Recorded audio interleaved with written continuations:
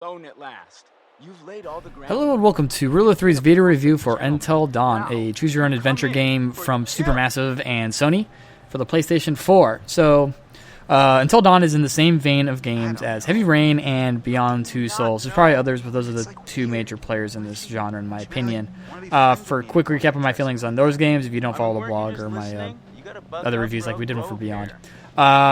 Heavy Rain, I think, is a great game. I enjoyed every minute of it. Whereas Beyond Two Souls really left me wanting more. Mostly it had to do with the choices you made having an actual effect on the game. Heavy Rain, most of the things you did had an effect on the overall story, whereas Beyond, nothing really mattered. There's really only like two endings. Until Dawn is more like Heavy Rain than Beyond in terms of its choice narrative. So with that, let's get straight into the review, and I'll explain my feelings about Until Dawn. You see, no one can change what happened last year. The past is beyond our control. You have to accept this in order to move forward. But there is freedom in this revelation. Everything you do, every decision you make from now on will open doors to the future. I want you to remember this. I want you to remember this as you play your game. So the story of Until Dawn is you play as 8 teenagers going back to a cabin. So a year ago, there was the group decided to play a prank on one of the girls that were there, and it resulted in the death of her and her sister.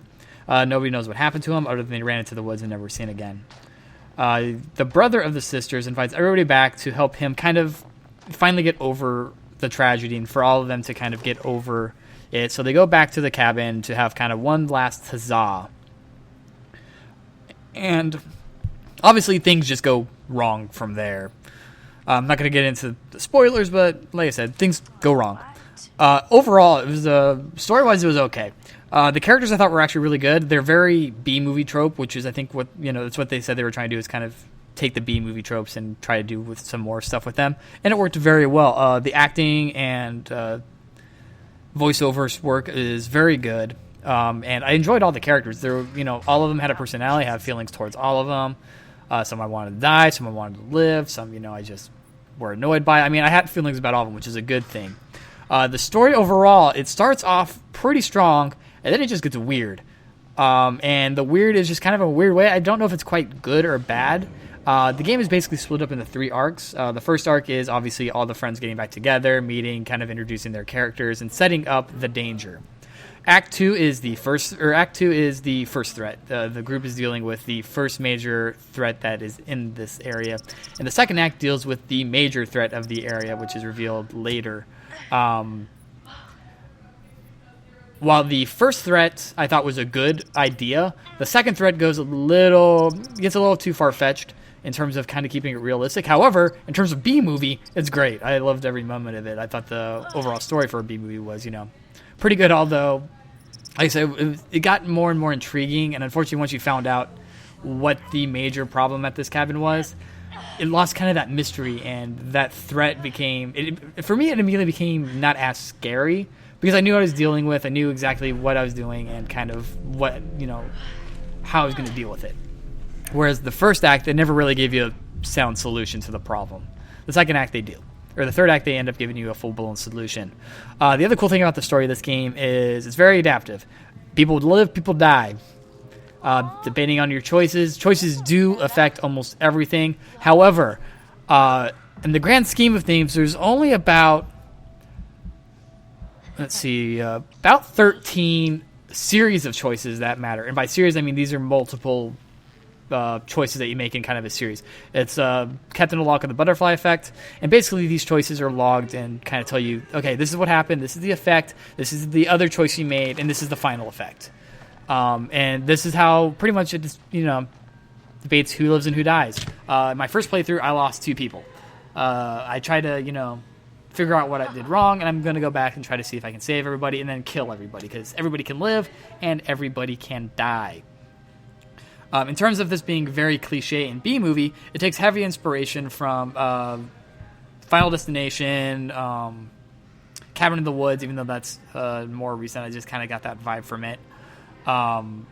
Halloween, Friday the 13th, and kind of that area of horror. And it's cool because, like, the final destination is because you pick up totems and they tell you, kind of give you a clue to what is going to happen. Not what will happen, but what could happen. There's multiple different totems. Some totems say, this is what you should do. Others go, this person's going to die this way if you don't figure out how to prevent it. Others just tell you of impending dangers, things that are looking up, things that are looking down. It's, like I said, it's very Final Destination-y, and I actually really enjoyed kind of those clues. It also unlocks a timeline to tell you exactly what happened. Other things in the game that are cool to collect is a bunch of clues around the house. They take forever to find and kind of a pain in the rear, but especially on the first playthrough, finding these is very cool because you kind of slowly figure out what's going on instead of just getting to like Act 3. And then it's just like, this is everything that's happening. And then all the clues become kind of worthless, other than a handful, but you kind of already figured by then what happened. So the clues become less important, so it's very important to find them early on and not during your first playthrough, in my opinion, which does take a majority, because if you make one turn, you're going to miss them. Let's see. Other than that, the only other complaint I have is the controls. The way you move the flashlight, or I guess that's gameplay, so I'll talk about that later. But anyway, but story-wise, yeah. It's all good.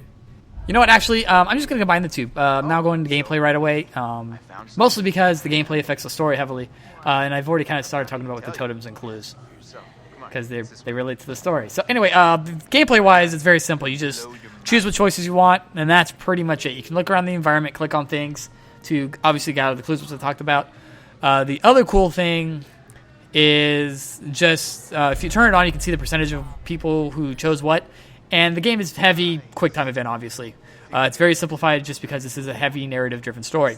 The only problem I have with the controls and kind of the overall gameplay is there's really kind of three things I'm going to knock. First off is the controls themselves. The flashlight controls are kind of dumb and serve no purpose and kind of hard to control, as well as the camera with it. So that could have been done better, especially when you have to look around the environment for these clues. It would have been nice to have a little more control over the camera and where the flashlight goes. Second, move controls. Do not use them. I swear to God, they're the worst thing in this game. The only move control you'll ever have to use is just the don't move, which, I don't know, the only problem I have with the don't move is it affects the story too much, and you move just a teeny bit and it usually triggers. I just put it on my desk and just didn't worry about it. But it would have just been nice to have a quick time event, to be honest, versus a don't move. I mean, it's great because it, I guess, intensifies it a little bit more because it's your own damn fault if you can move. But sometimes I just found it a little too touchy sometimes, especially in later parts of the game. Especially, it does control life and death situations, and I don't know if I cared for that aspect. But, I mean, you have the choice between, at least for choices and things, to use traditional or move. Don't use move-based controls. They're just, honestly, they're the worst things ever.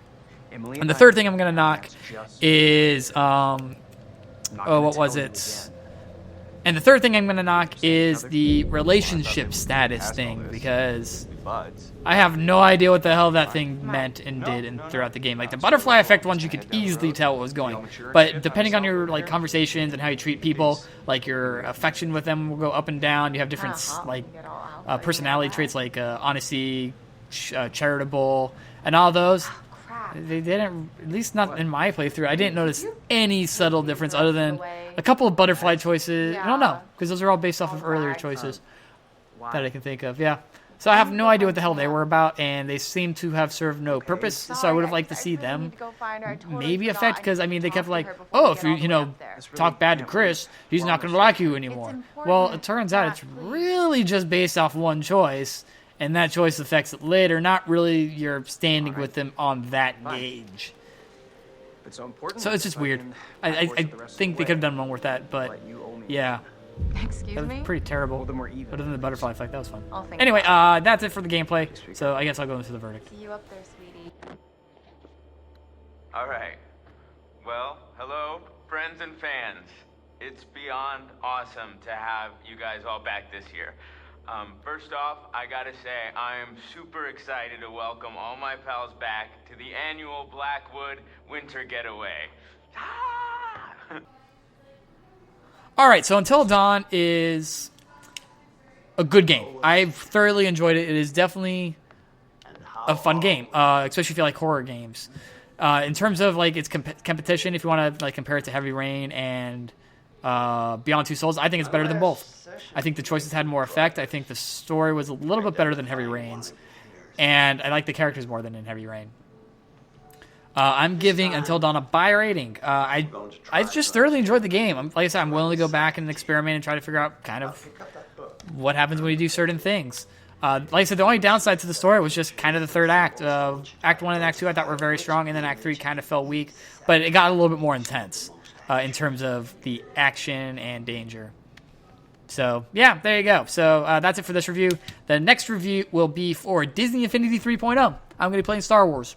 Mostly and try out some of the toy box with some of my new toys. This is the first Disney Infinity I've played. I've seen Lizzie and Sin's 2.0, so I'm excited to see how 3.0 works.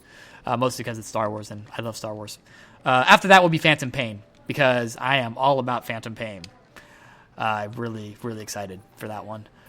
So that's it for this review. Thanks everybody for watching. Leave some comments below if you want to, ask some questions about Until Dawn or why I think the way I think on Until Dawn and why I like this genre so much.